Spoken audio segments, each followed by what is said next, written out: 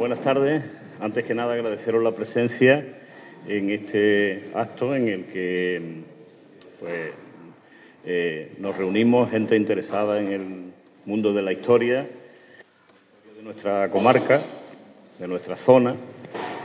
Y hoy tengo el placer de presentar a un amigo, el historiador de Villarreal de Santo Antonio, Fernando Pesaña, del que voy a decir algunas cositas porque, como diga todo lo que tengo que decir, entonces nos llevamos aquí mucho tiempo.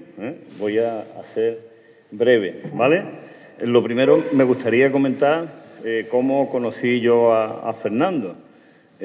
Algunos quizás me consideran un poco troglodita en el asunto de las tecnologías y no es así. Mi aversión a los móviles y esas cosas no tiene nada que ver con mi confianza en las posibilidades que ofrece la tecnología. Yo a Fernando lo he conocido por Internet, básicamente por sus publicaciones. He leído muchas de las cosas que tiene colgadas en Internet y después, a partir de ahí, ya establecimos contacto por correo electrónico y finalmente pues hemos establecido una relación personal muy interesante porque, claro, los temas que nos gusta tratar pues son coincidentes en una gran parte.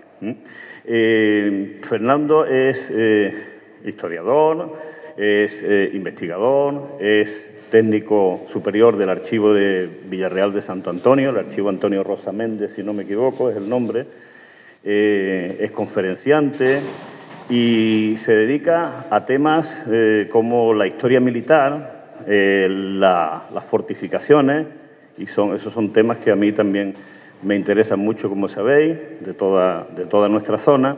La historia del Algarve, el corso y la piratería, que es un problema histórico común de todo el arco suratlántico, bueno, y en realidad de toda la costa española a lo largo de la historia. El Guadiana, el estuario del Guadiana, los problemas comunes de esa frontera, que es una frontera, pero que realmente ha sido un elemento de contacto y de comunicación entre Castilla y Portugal a lo largo de la historia. Bueno, son temas en los que yo me he enriquecido mucho con sus publicaciones y que me han servido pues para contextualizar y para contrastar muchas de las cosas que yo he escrito, ¿no? Es además, Fernando, doctor en Patrimonio Histórico por la Universidad de Huelva. O sea que, lo que decía, el río Guadiana no nos separa, sino que nos une, ¿no? Es máster en Historia del Algarve, licenciado en Patrimonio por la Universidad del Algarve, miembro de la Academia Naval y de la Asociación Ibérica de Historia Militar y muchas más cosas que voy a callarme, porque si digo la cantidad de publicaciones que yo conozco y las que no conozco, pues entonces sería demasiado, ¿no? Sí me gustaría destacar que, aparte de sus investigaciones, hace una gran labor de difusión del patrimonio desde el archivo de Villarreal. Difusión en el sentido de que esto no se quede únicamente en libros, que tiene varios, publicaciones científicas, tiene una treintena de artículos en revistas científicas, pero también en la prensa, es decir, que esto llegue a más gente, ¿no? En la prensa y, por ejemplo, me llama mucho la atención ese impulso por las fortificaciones de Villarreal, pues la colocación de azulejos, elementos simbólicos, para que la población conozca dónde estaban esas fortificaciones y cómo eran, ¿no? Bueno, pues toda una labor que se extiende más allá del ámbito del Algarve y que llega a nuestra zona. Hoy nos va a hablar de una expedición de corso en el siglo XIV. Me gustaría dar dos pinceladas sobre lo que es el corso y lo que es la piratería, que no son la misma cosa. El corso es una actividad depredadora, lógicamente, igual que la piratería, pero que está auspiciada por un Estado para hacer daño a otro Estado contra el que está en guerra, básicamente. Así que, digamos, de alguna forma es una piratería, entre comillas, legalizada por el Estado que la auspicia, que que la ampara. La piratería, que también en nuestras costas ha sido muy invasiva a lo largo de toda la historia. La piratería es una actividad más individualizada, más en el que el pirata o los piratas buscan su beneficio propio. El corso, ahora nos lo contará Fernando, pues está inscrito dentro de un conflicto, básicamente dentro de un conflicto entre Castilla y Portugal, en este caso, como ha habido muchos a lo largo de la historia. Igual que hemos sufrido expediciones piráticas en nuestra costa, también nosotros hemos sido piratas en otras zonas. En el siglo XV hay constancia de piratería onubense en norte de África, etcétera, en fin. El interés de este episodio del siglo XIV es, creo, a mi juicio, muy grande porque es una etapa oscura en nuestra zona, ¿vale? No hay mucha documentación del siglo XIV. De hecho, casi podemos decir que Cartaya probablemente como tal no existía, no estaba configurada como núcleo urbano, porque todos los datos ciertos que hay sobre Cartaya son a raíz, se habla a raíz de la edificación del castillo, 1417, 1420. En esta fecha hay datos sobre la heredad de Cartaya, del siglo XIV, aparece Cartaya en 1267 en el deslinde de Alfonso X el Sabio, pero son referencias a algo que se llamaba Cartaya, pero que no sabemos muy bien qué es. Probablemente no era el núcleo como tal. Pero bueno, eso es una historia que la digo porque esta expedición, lógicamente, se centra en otros núcleos de la costa onubense mucho más importante en aquella fecha y que, por lo tanto, de los que se podía obtener más beneficio y con los que se podía perjudicar más al Estado contra el que Portugal estaba en guerra, que era Castilla.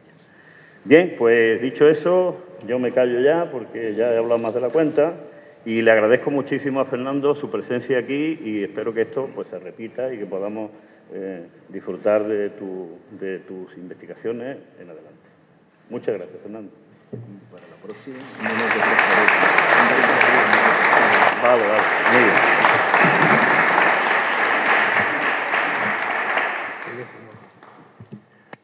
Hola, muy buenas tardes.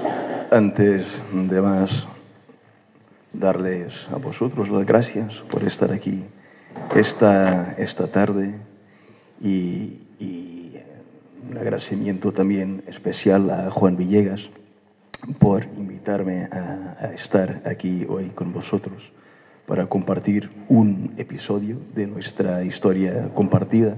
Yo no vengo aquí a enseñar vuestra historia para nada, simplemente compartir un episodio de nuestra historia, de la historia luso-castellana, que de hecho fue silenciada por las crónicas castellanas, por las fuentes castellanas.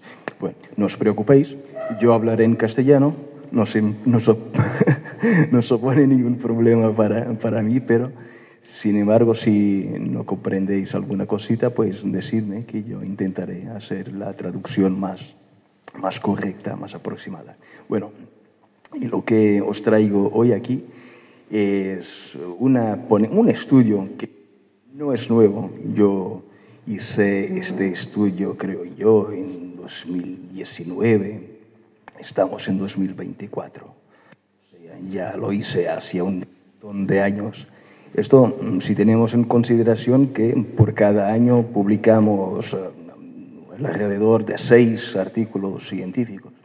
O sea, es una cosa que ya está un poco atrás en el tiempo, pero que una vez más hubo una invitación para venir aquí a presentarla. Y lo de esta ponencia, bueno, esto no es una ponencia, esto es una charla entre amigos. No estamos en la universidad para impartir una ponencia científica, estamos aquí para compartir un episodio curioso de una guerra que, de hecho, y como Juan Villegas comentaba, un episodio que pasó durante un conflicto militar en el siglo XIV. Estamos hablando del luso de 1339. Y el título es este que aquí tenemos, La expedición del corsario portugués Don Gonzalo a las costas de Huelva. Bueno, y como nada de la nada, deciros que a lo largo de los años, en otras publicaciones, en otros estudios, yo hice referencia a esta expedición militar. Esto pasó, por ejemplo, en uno de nuestros congresos de la Asociación Ibérica de Historia Militar, en la Universidad de Sevilla en 2018, donde hablé de esta expedición contra las costas de Huelva. Volví una vez más a hablar de esta expedición en este estudio llamado Ataques de la piratería a la desembocadura del Guadiana y la acción de Antonio Leite, alcalde mayor de Arenilla, la antigua Villa Real de San Antonio.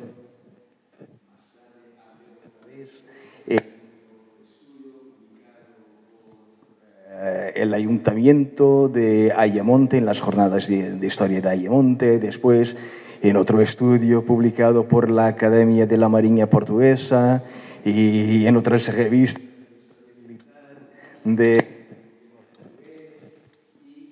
otros, bueno, y en otros, hace poco, un par de años, en otra.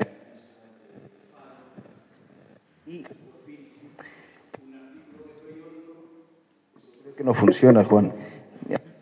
Un artículo de periódico que, como comentaba Juan, son muy importantes para democratizar lo que son los estudios científicos, que no pueden quedarse dentro de las universidades. Eso no lo necesitamos para nada. Lo que necesitamos es democratizar la cultura, nuestra historia, nuestro patrimonio.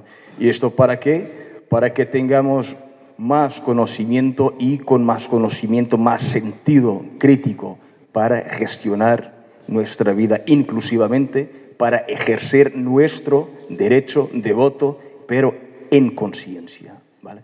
Bueno, y por eso esta necesidad de publicar también en los órganos de comunicación, en los periódicos. El estudio fue publicado en la revista... 2 segunditos, 3 segunditos, los que quieras. Bueno, mejor así. Bueno, mejor así.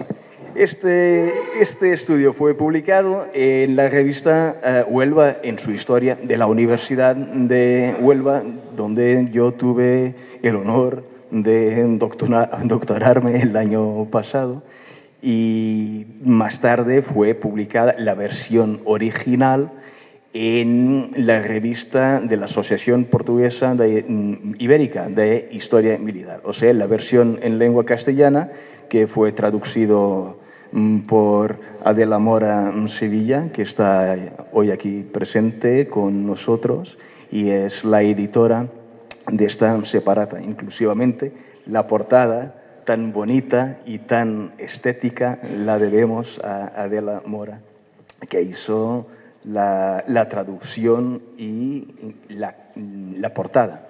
La traducción, el original, que fue publicado en portugués, fue publicado un poquito después y empezó después la gira, digamos así, la gira ibérica de este estudio. Fue presentado primeramente en Puntumbría, fue presentado en Ayamonte,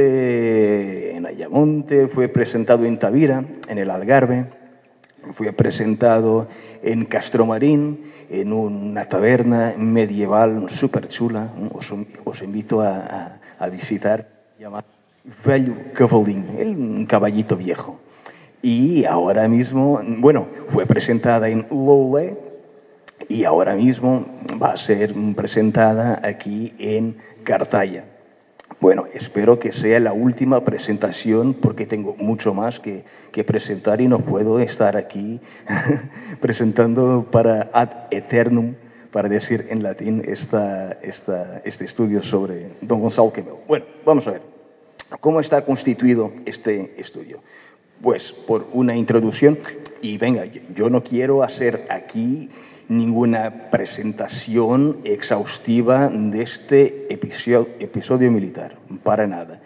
Yo quiero simplemente comentaros algunas cositas de interés para que vosotros puedan comprar la separata, que para eso hice impresiones, y para que puedan leer de una manera confortable en vuestra casa, con calma y tranquilidad. Bueno, este estudio es compuesto por una introducción, una contextualización histórica y después, sí, hablar de lo que es de las referencias sobre este episodio en la bibliografía contemporánea, pasando después al ataque a las costas de Huelva, la identificación de don Gonzalo Camelo, los recursos humanos y materiales que han sido utilizados en esta expedición, el asalto a Lepe, aquí vuestros vecinos de Lepe, el asalto a Gibraleón, que fueron las dos poblaciones de entonces que han sido atacadas, y el último combate de la expedición después de las consideraciones finales. Bueno, deciros que si vosotros me preguntáis, Fernando, ¿por qué has querido desarrollar este tema de nuestra historia compartida? Bueno, es muy simple. Primero porque ya lo había referido en tantas otras ocasiones. Pero lo interesante es que los historiadores portugueses que hablan de esta expedición no son consensuales. O sea, si unas veces esta expedición es presentada como una gran victoria militar, otros historiadores dicen que no, eso fue una tontería, eso no tuvo importancia ninguna. Bueno, unos dicen una cosa, otros dicen otra cosa, y hay que ver y qué pasa aquí. Vamos a analizar el episodio teniendo en consideración las fuentes que existen sobre el tema. Daros un ejemplo.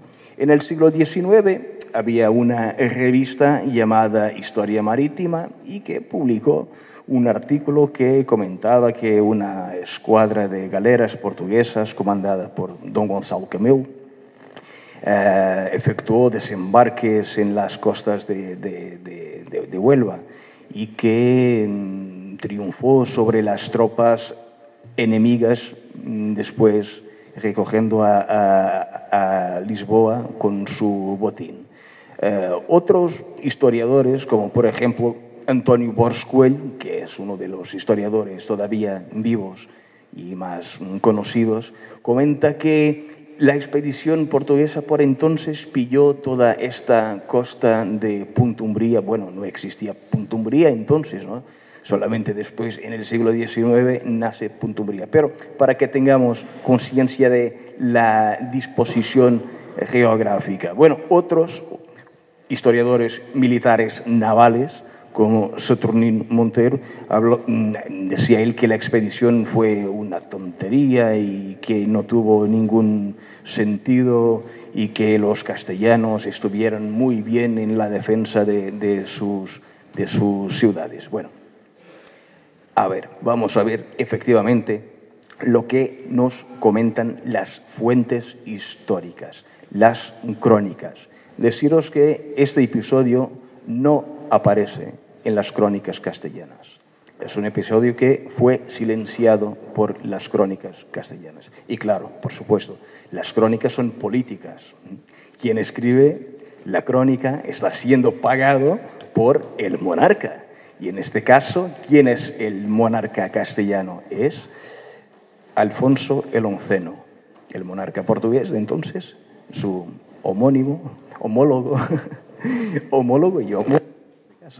es el rey Don Afonso IV de Portugal. Y lo que pasa a nivel de contextualización, ¿por qué hubo este emprendimiento, este ataque corsario aquí contra Lepe, contra Gibraleón y otra vez contra Lepe, pasando justo aquí delante de la antigua Cartaya? Bueno, fue el desdichoso matrimonio entre la infanta portuguesa, que era la reina de Castilla, entonces Dona María, y su matrimonio con su marido, que era el onceno, ¿no? Alfonso el onceno. Y la contextualización, nos comentan los cronistas, fue la humillación a la que el rey castellano, Afonso el Onceno, expuso doña María, maltratada abiertamente por la relación extramatrimonial que éste mantenía con una señora que vosotros conocéis muy bien de vuestra historia de Castilla, que es Leonor de Guzmán, aquí de Sevilla. Una señora parecía ser muy guapa y tal, bueno, y el rey pues vivía su relación extramatrimonial de una manera abierta, lo que era, claro, un escándalo. Bueno, las cosas entre la corona portuguesa entonces y la corona de Castilla, pues no estaba, las relaciones diplomáticas no estaban muy felices. Y la cosa se convirtió todavía más en una situación crítica cuando hubo la negociación del matrimonio de don Pedro de Portugal, el infante don Pedro de Portugal, que más tarde sería el rey don Pedro. Hay una anécdota muy interesante con este rey don Pedro que se casó después con Leonor de Castro, una dama de Galicia que, bueno, es una anécdota de amor muy interesante, y se casó con ella y la convirtió en reina después de su muerte. Una cosa muy interesante, una anécdota de nuestra historia también compartida que os aconsejo a investigar un poco en la web.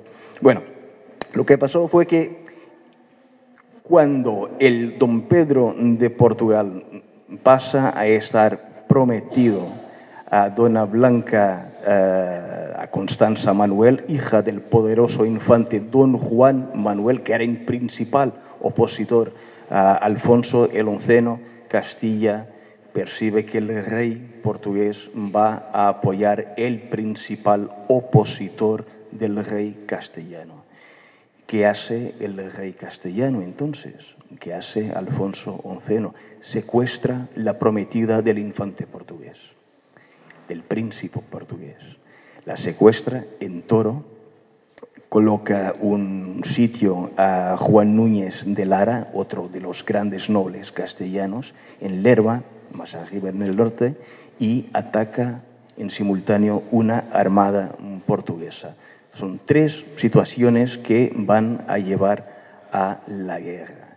El casus belli, como decimos en latín, el casus belli que originó las hostilidades, fue una cosa muy interesante que nos comenta el cronista portugués Rui de Pina, que nos dice, y voy a leer: tendo el rei mandado Estevão Vaz de Barbuda, seu almirante do mar, com 3 galés e 5 navios armados, sobre certos corsários que na costa de Portugal tinham feitas algumas presas e roubos, o almirante, com força de tormenta que nele caiu, entrou no porto de Cádiz, onde estava por capitão Dom Gonçalo Ponce de Marchena, o qual, com a armada que tinha, sem causa, veio sobre as galés e navios de Portugal e as tomou por crueza y as fez saltar y perder toda a gente delas do mar. Bueno, yo creo que vosotros no comprendéis portugués, y este portugués del siglo XIV todavía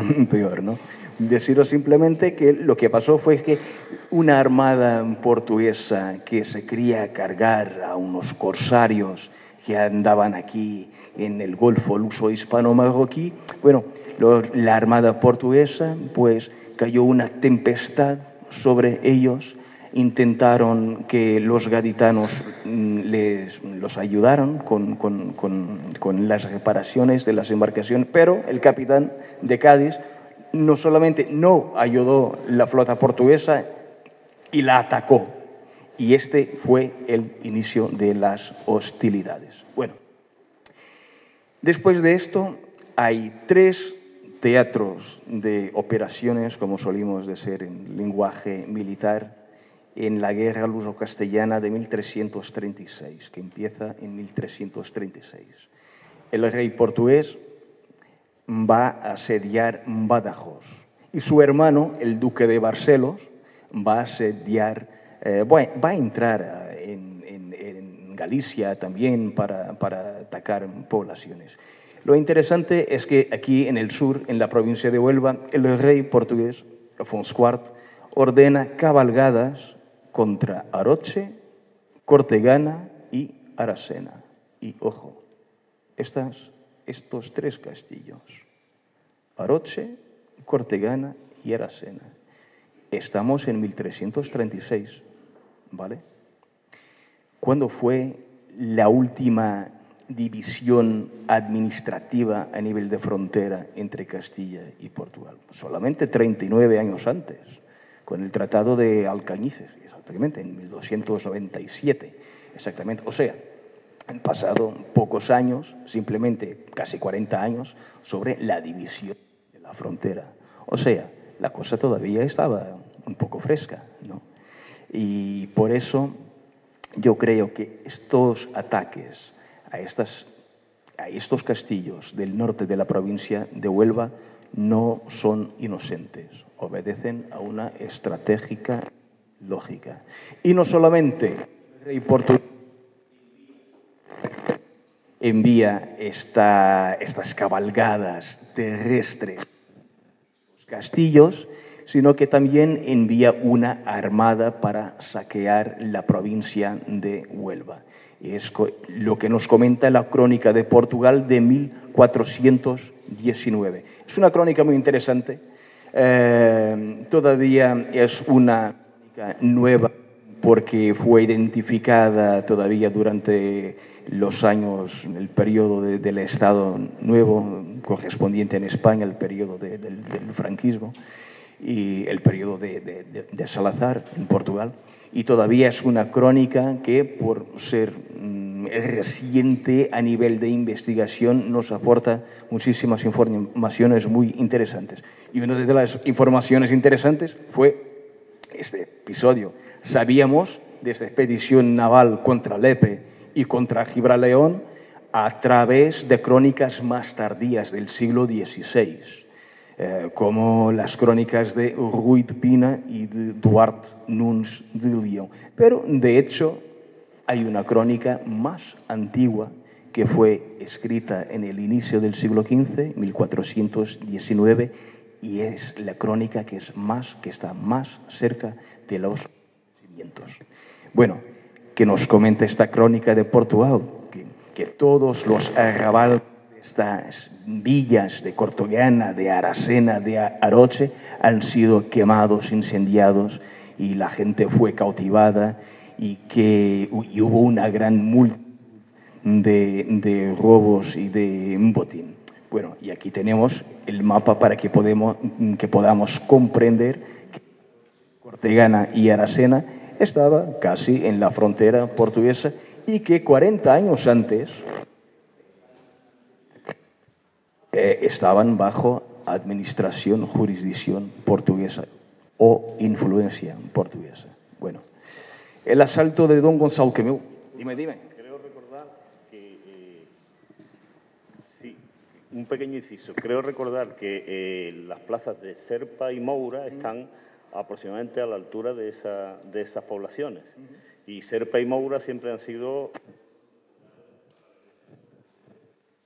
una gracia parecida en 1660 y tanto, con motivo de la Guerra de Restauración Portuguesa, y también empezaron, lo apunto como un posible elemento de coincidencia, ¿no? Perdón. No, para nada. ¿Funciona? Sí. De estos ataques terrestres a Aracena, Cortegana y Aroche han sido efectuados, en este caso no a partir de Serpa, pero a partir de Badajoz, que entonces se encontraba a ser asediado por el corsario en la bibliografía contemporánea. Ya hemos visto que las referencias son ambiguas y, en algunos casos, inclusivamente contradictorias. Y lo que pasa en las crónicas españolas, la Crónica General de España, la más conocida de todas ellas, que es la de 1344, campañas militares, casi no existen, casi no están referenciadas. Estas campañas, entre 1336 y 1339. Pero las crónicas de Alfonso el Onceno sí que hablan alguna cosilla. La de Alfonso el Onceno de Fernández Sánchez de Valladolid omite casi todos los acontecimientos entre finales de junio y mediados de septiembre de 1336. Y pasa exactamente lo mismo con otra crónica de Alfonso el Onceno, de Francisco de Cerda y Rico, que también omite todo lo que pasó entre estas fechas.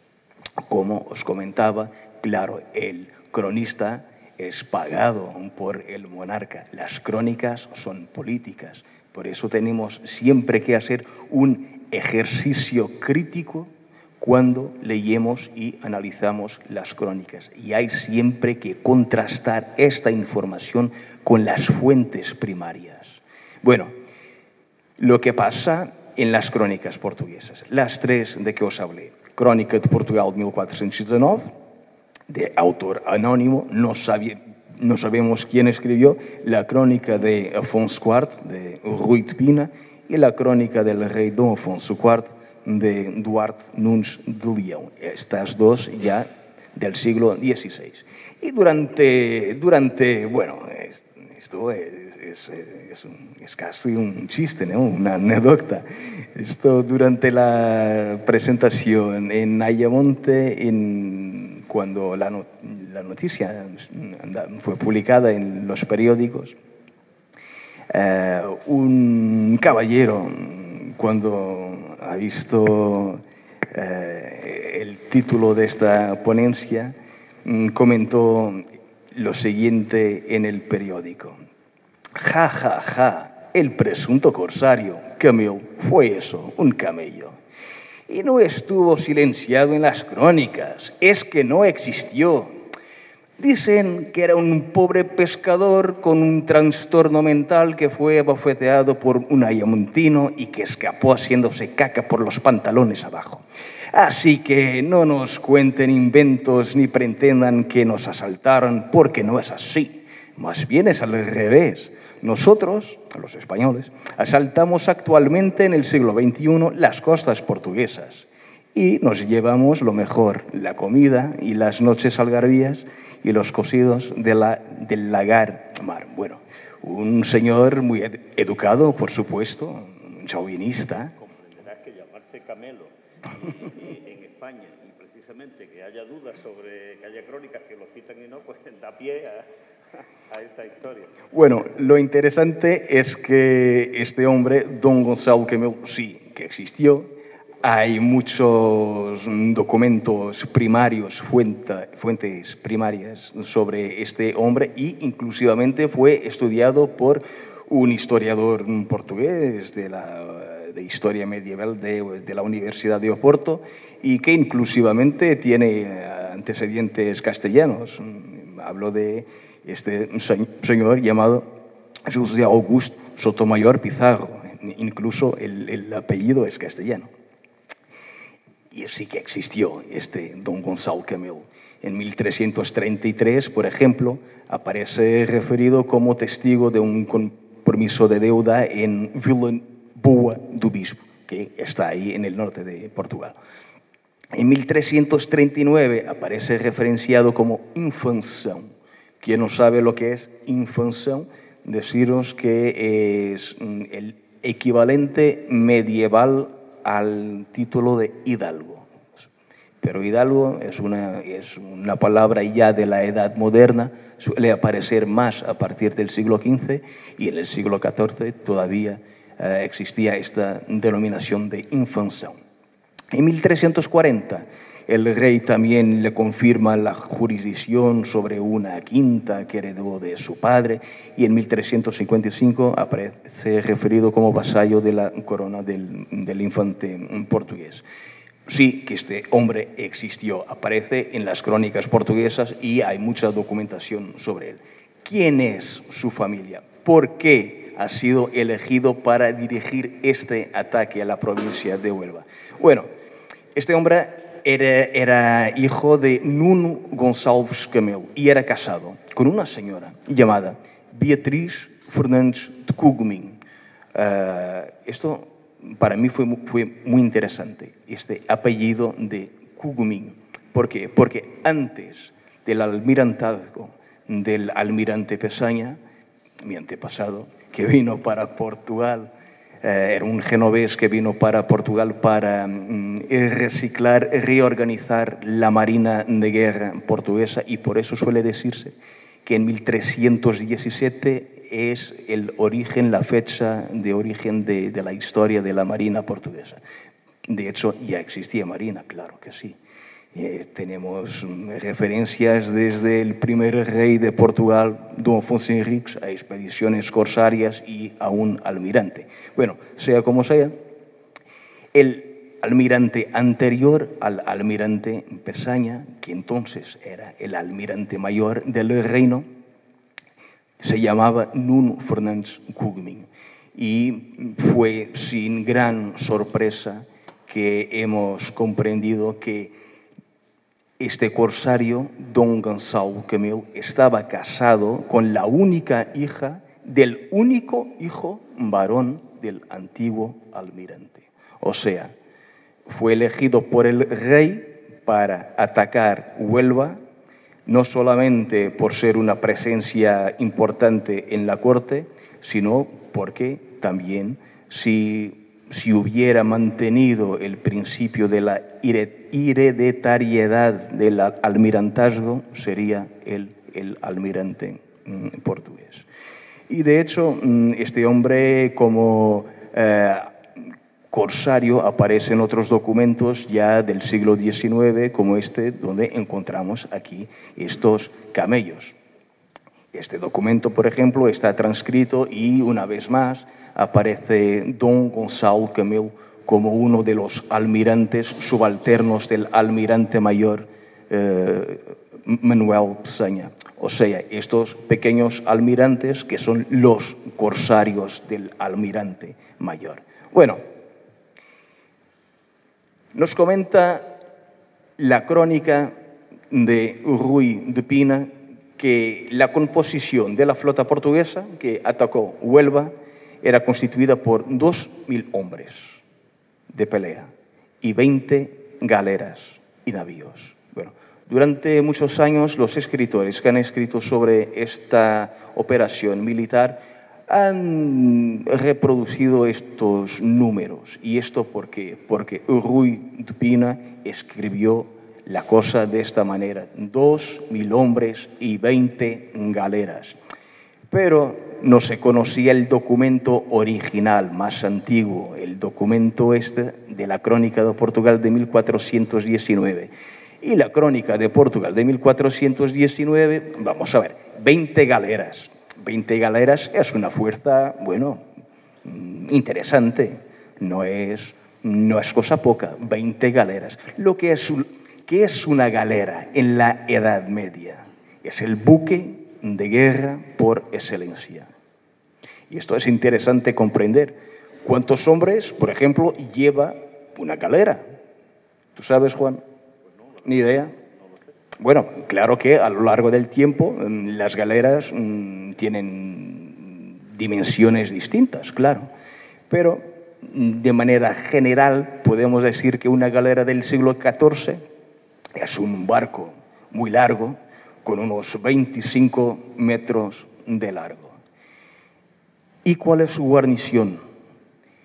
Esto es lo más interesante. Una galera de la Edad Media, que es el buque de guerra por excelencia, es compuesto por 5 oficiales, 10 marineros, 40 soldados, o sea, los hombres de guerra, de pelea, y 150 remeros, que es el motor, 150 remeros. O sea, una galera puede llevar una guarnición de 200 hombres. Esto es muy interesante, un barco muy estrecho, muy largo, de 25 metros, con casi un poco más de 200 hombres. Esto es muy interesante porque estos son efectivamente los buques de guerra y unas 20 galeras, cada una de ellas con 200 hombres, bueno, es una fuerza militar expresiva. Bueno, pero de hecho Rui de Pina nos engañó o intentó credibilizar la expedición, dignificar la expedición portuguesa que no era constituida por 20 galeras, era una fuerza muchísimo menor y con menos capacidad ofensiva, constituida simplemente por 5 galeras, 7 naos. ¿Qué son las naos? En el siglo, bueno, no vamos a pensar de las naos de la carrera de las Indias, eso es después y tiene una tipología arqueológica completamente distinta. Una nao del siglo XIV es un barco de transporte de suministros, básicamente. Y no solamente 5 galés, 7 naos y 8 fustas pequeñas. ¿Qué es una fusta? ¿Sabes lo que es una fusta? Un barco más plano, de poco calado, para poder... Exactamente.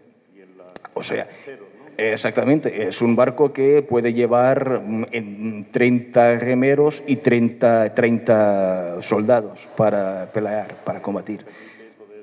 Entrar en las desembocaduras, exactamente.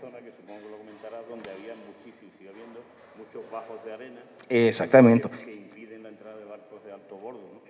Pero no puedes contar la película toda, si no la gente no compra la separata, ojo. Y yo quiero que la gente compre la separata, Bueno, hay que ver, Juan. Y esto es lo más interesante, que al final la fuerza militar no era tan dignificante como nos comentaban los cronistas portugueses del siglo XVI, pero era una cosa menos expresiva. De una manera muy general, ¿qué es lo que podemos decir sobre esta expedición? Ha partido de Lisboa en finales de agosto de 1336. Pasó por varios puertos, pasó por Tavira. Tavira participó también con hombres, con barcos. El estudio después sobre la participación de Tavira lo publiqué aquí hacía 2 meses en este librito, que también está ahí, que básicamente es la continuación de la separata que os traigo aquí hoy. Por eso, si también tenéis interés en saber la participación de Tavira en esta expedición militar, también tengo ahí algunos libritos para venta. Y lo que pasa en Castromarín. Castromarín es un caso muy interesante. De vosotros, ¿quién ya estuvo en Castromarín? 1, 2, 3, 4, 5, 6, 7, 8. Bueno, Castromarín tiene ese castillo muy guapo, ¿verdad? Bueno, entonces... El castillo de Castromarín era la sede de la Orden de Cristo. Estamos hablando de la Orden de los Templarios. Cuando el Papa termina con el Lord y Felipe IV de Francia termina con los Templarios, en Portugal el rey portugués, que era un hombre muy listo, no, aquí no hay templarios, no, yo terminé con los templarios. Tengo otra cosa, que es la Orden de Cristo. Bueno, la Orden de Cristo eran los descendientes de los templarios y van a ser los responsables, los responsables por la expansión portuguesa por el norte de África y las descubiertas en Asia, en América o en África. Bueno, o sea, es una orden militar muy importante para la historia portuguesa y que entonces estaba en su cuartel militar en Castromarín. Es posible que esta gente también haya participado con recursos militares en esta expedición militar. Nos comenta las crónicas que han llegado al primer lugar de Castilla, que es Lepe. Bueno, Juan, Lepe no es el primer lugar de Castilla. Para quien viene de Portugal, ¿cuál es el primer lugar de Castilla? Es Ayamonte, está claro, ¿no? Ayamonte era una plaza difícil de rendir, supongo, ¿no? Yo tengo otra lectura. Bueno, antes de más, tenemos que ver una cosa. El rey portugués estaba asediando Badajoz. En estas cabalgadas que el rey portugués envía contra Oroche, Aracena y Cortegana, en uno de esos asaltos, hay un caballero castellano, que es un nombre que ustedes conocéis, seguro, que se llamaba Juan Alonso de Guzmán, que derrotó una fuerza de caballería portuguesa. ¿Quién es este Juan Alonso de Guzmán? Tú lo sabrás. Es el señor de Lepe, ¿no? Es el señor de Lepe y es el señor de Ayamonte y es el hijo de Guzmán el Bueno y de doña María Coronel. O sea, el heredero del señorío de Ayamonte y de Lepe, el heredero de Guzmán el Bueno. Y este señor, después de ganar un combate de caballería ahí en el norte, cerca de Badajoz, el hombre comprendió que la represalia portuguesa iba a por sus posesiones. Sería lo lógico, ¿no? Lo que sería esperado. Y además deciros que Ayamonte, cuando fue conquistada a los moros, fue con una fuerza militar constituida por fuerzas terrestres y fuerzas navales. O sea, era esperado un ataque a Ayamonte. Por eso el corsario Don Gonzalo Camil no atacó a Ayamonte como sería esperado. Inclusivamente Pedro Barrantes Maldonado, que escribió Ilustraciones de la Casa de Niebla, una de las fuentes muy importantes para el conocimiento de la historia de la Andalucía occidental, comentó que este hombre mantuvo una guarnición permanentemente en Ayamonte. O sea, el ataque no fue dirigido a Ayamonte, pero fue dirigido a la retaguardia. ¿Cuál es la retaguardia? Es Lepe. Y en Lepe no era esperado, inclusivamente porque para llegar a Lepe es necesario subir el río Piedras. Algunos historiadores portugueses que han escrito sobre esta expedición militar dicen que la flota portuguesa largó sus anclas en el océano, en el mar, y bueno, no podemos comprender eso, ¿no? Lo que hubo efectivamente fue una subida del río Piedras hasta donde era navegable en buques, no en los buques de guerra más importantes como las galeras, pero en estas fustas de que estábamos hablando. Y de hecho fue lo que pasó. Han subido el río Piedras, los leperos han sido cogidos desprevenidos, por supuesto. Inclusivamente las crónicas no nos dicen, pero conociendo nosotros la arqueología naval del siglo XIV, es muy simple. 8 embarcaciones, 8 fustas. Cada fusta tiene una capacidad para 60 hombres. 30 son remeros, otros 30 son combatientes. O sea, 60 por 8, 500, alrededor de 500 hombres. Imaginad lo que es para los leperos que estaban trabajando en sus campos de cultivo, que ven 500 hombres preparados, acostumbrados a la guerra, con armas para ir a por ellos. Bueno, claro que no. Es un ejército, 500 hombres, es un número expresivo. Pensemos que los datos que tenemos del castillo de Cartaya, la guarnición máxima que conocemos, estaba en torno a unos 50 hombres en Cartaya, 50 soldados. Entonces, 500 hombres para una población en el siglo XIV como era Lepe, por mucho que ahora hablará, supongo, de las fortificaciones que pudiera tener, era muchísimo. Eran muchísimos. Y bueno, Lepe fue saqueada, claro que sí. No voy a contaros detalladamente lo que pasó. Una vez más os digo que prefiero que lean en vuestra casa, en la tranquilidad de vuestra casa, detenidamente este estudio. Lo que pasa después es que los portugueses atacan otro objetivo militar. Y el objetivo militar, por supuesto, fue Gibraleón.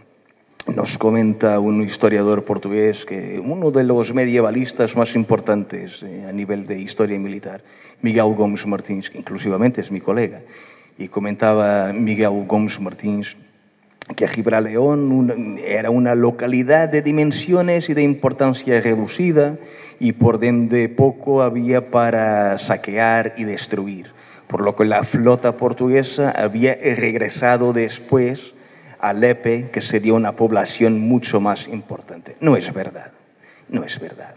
Gibraleón, por entonces, era la ciudad más importante de toda la provincia de Huelva. Inclusivamente Huelva era un puerto de mar, era un puerto de Sevilla. En esta época, específicamente en 1336, Huelva era un puerto que estaba sobre la jurisdicción administrativa de Sevilla. Bueno, años más tarde las cosas cambian, pero en este exacto momento, inclusivamente Huelva era una pequeña aldea piscatoria, bueno, sin la expresión que tiene hoy en día, claro, efectivamente. Pero Gibraleón, de hecho, era el castillo fuerte que ya, su castillo tiene tradición almohada y quizás inclusivamente anterior. Por eso era el castillo fuerte. El ataque de los portugueses en Gibraleón fue una cosa muy rápida, una operación relámpago. Y esto es muy fácil de comprender. Es que, vamos a ver si tenemos aquí algún mapa. Tenemos un mapa. Es que para estas embarcaciones que navegan en el río Odiel, si hay una articulación militar, una articulación entre las fuerzas terrestres que pueden ser enviadas a partir de Gibraleón y una fuerza militar que venga de Sevilla a través del Guadalquivir, los portugueses, la armada portuguesa se quedaría atrapada en el río Odiel. Por eso, lo que sería más sensato sería hacer un ataque rápido a los arrabaldes de Gibraleón, a sus campos de cultivo, robar lo que había para robar, destruir lo que había para destruir y volver otra vez a Lepe. Perdona un inciso. Lo que quizás no nos hacemos la idea es de que Gibraleón, que ahora mismo lo vemos el río Odiel, que prácticamente no lleva agua, que Gibraleón tenía puerto a poca distancia del sur de la población. Aparece en la fuente del siglo XIV, del siglo XV, el puerto de Tarracona, una zona que está pues como a un... Y hasta el siglo entraban barcos, hombre, lógicamente con un calado reducido, pero entraban barcos a Gibraleón. Entonces, claro, llegaron con esas fustas, pero claro, lo que comenta Fernando, el problema era que si llegaba una armada desde Sevilla, porque es donde estaba básicamente pues rápidamente podían taponar la salida y quedar atrapados, ¿no? Esa es un poco la idea. Penséis en Gibraltar como casi un puerto, estaba muy cerca de lo que hoy es la población. Exactamente, inclusivamente las fuentes portuguesas, cuando hablan del ataque a Gibraltar, son muy objetivas. Dicen que puseram as galés pranchas fora y queimaron o arrabalde pequeno. O sea, han desembarcado, efectivamente, han puesto las planchas de los navíos en los arrabaldes de Gibraleón. O sea, Gibraleón podía llegarse de barco con facilidad a Gibraleón. Y en este caso no estamos hablando de estas fustas. Las crónicas dicen que toda la armada subió el río Odiel. O sea, fijaos cómo el río Odiel era tan navegable y que inclusivamente se podía llegar con alguna seguridad a los campos de Gibraleón. Bueno, deciros que el último asalto de esta expedición militar pasó después, fue la gran pelea, digamos así. Los leperos ya estaban más preparados, ya esperaban el regreso de los corsarios portugueses y hubo una gran batalla. En esta batalla han muerto 80 castellanos y 28 portugueses. Y claro, hubo, por supuesto, muchos heridos en ambas partes. Han capturado el corsario, el comandante portugués, lo han capturado, don Gonçalo Camilo. Pero también han capturado Gil Guterres de Carmona, Martín de Aguilar Caballeros e inclusivamente el comandante, el alcaide de Lepe, don Nuño Portocarrero, que 2 días después acabó por morirse por las heridas que tenía. ¿Cómo terminó toda esta pesadilla para los léperos? Han hecho un cambio entre el comandante portugués con el cuerpo del alcaide portuguero y de los dos hidalgos muy importantes.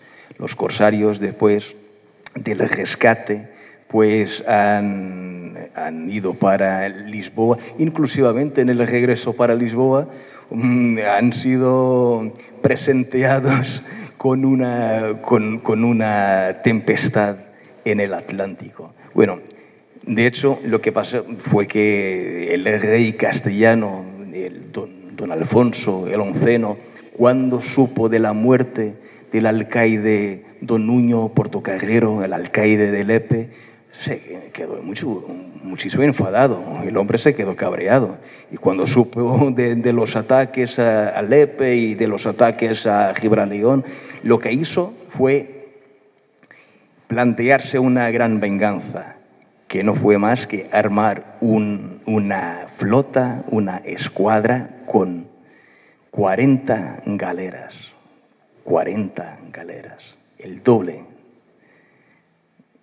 Y iban a cargarse la flota portuguesa, por supuesto. Lo que pasó fue una de estas ironías del destino. Esta gran tempestad que cayó en el Atlántico cogió la flota castellana y se la cargó por completo. Han muerto todos los marinos castellanos. Los portugueses también sufren con esta tempestad y afectó a la flota portuguesa, pero han sido con los supervivientes de los combates y los supervivientes de la gran tempestad en el Atlántico que los portugueses han llegado, algunos portugueses han llegado a Lisboa con el botín. O sea, es una historia muy triste, casi que no hay vencedores en esta historia. Es una anécdota para que comprendamos cómo la guerra es una menuda tontería y que nadie gana con la guerra, simplemente los monarcas que viven a las costas del pueblo. Bueno, en definitiva, deciros que esta expedición, y simplemente para concluir, que esta expedición naval nunca constituyó cualquier estudio crítico, analítico, de una manera científica. La historiografía contemporánea de los siglos XIX, del siglo XX, han hecho siempre referencias confusas, muchas veces ambiguas, inclusivamente contradictorias. El abordaje de los autores del siglo XXI sí que son más consistentes, pero aún así presentan algunas fragilidades. El objetivo de la expedición portuguesa, bueno, si tenemos en consideración lo que dicen las crónicas, que el objetivo era correr toda la costa de Huelva y hacer daño a los castellanos, bueno, eso lo han hecho, pero con muchísimo sacrificio y con pérdidas expresivas de vidas humanas. Y por fin hay una idea que creo que es muy interesante, lo que os comentaba antes, que estamos hablando de una situación que pasó simplemente 40 años después del último tratado de definición de la frontera. O sea, vamos a ver, por entonces la frontera, bueno, tal como hoy era, la frontera natural era el río Guadiana, pero el río Odiel también es una frontera natural, por supuesto. Y tenemos que ver que estas ciudades, estos castillos que han sido atacados en el norte de la provincia, Cortegana, Aracena, Aroche, eran años antes castillos portugueses. Por eso no podemos desconsiderar la idea de la monarquía portuguesa, de una ampliación de la frontera oriental del reino portugués, o sea, una integración de la provincia de Huelva en el reino del Algarve portugués, con una frontera que también sería natural. En este caso, no el Guadiana, sino el Odiel. Esta es la lectura estratégica militar que yo hago de esta expedición. Espero que este tema os que sea de vuestro interés y que podáis leer este trabajo en la tranquilidad de vuestra casa, con detenimiento, y después, si queréis, podéis acercaros al Archivo Municipal de Villa Real de San Antonio, que yo ahí estaré para beber un cafecillo con vosotros y charlar un poquito más. Muchas gracias.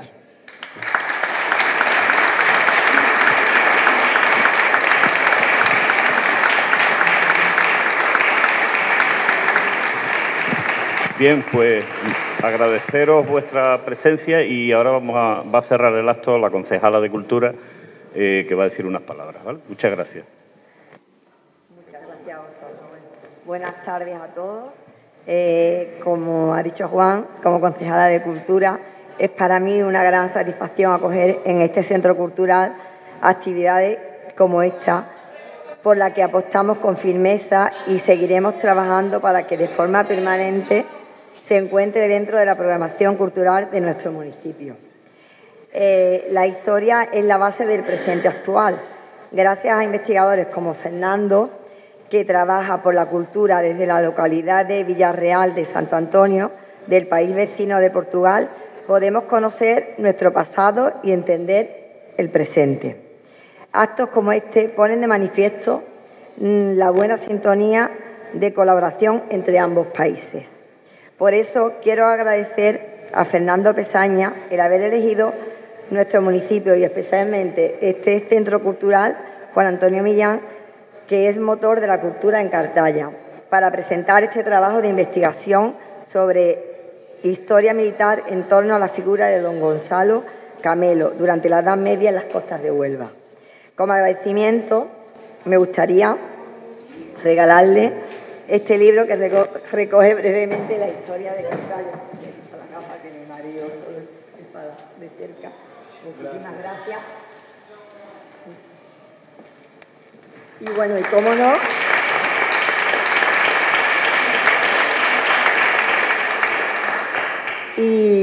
cómo no, puede ser de otra forma. Antes de finalizar, tengo que agradecer a nuestro querido amigo Juan Villegas, siempre dispuesto para cualquier acción que se haga aquí en nuestro pueblo. ¿Sabes, Juan? Que esta es tu casa.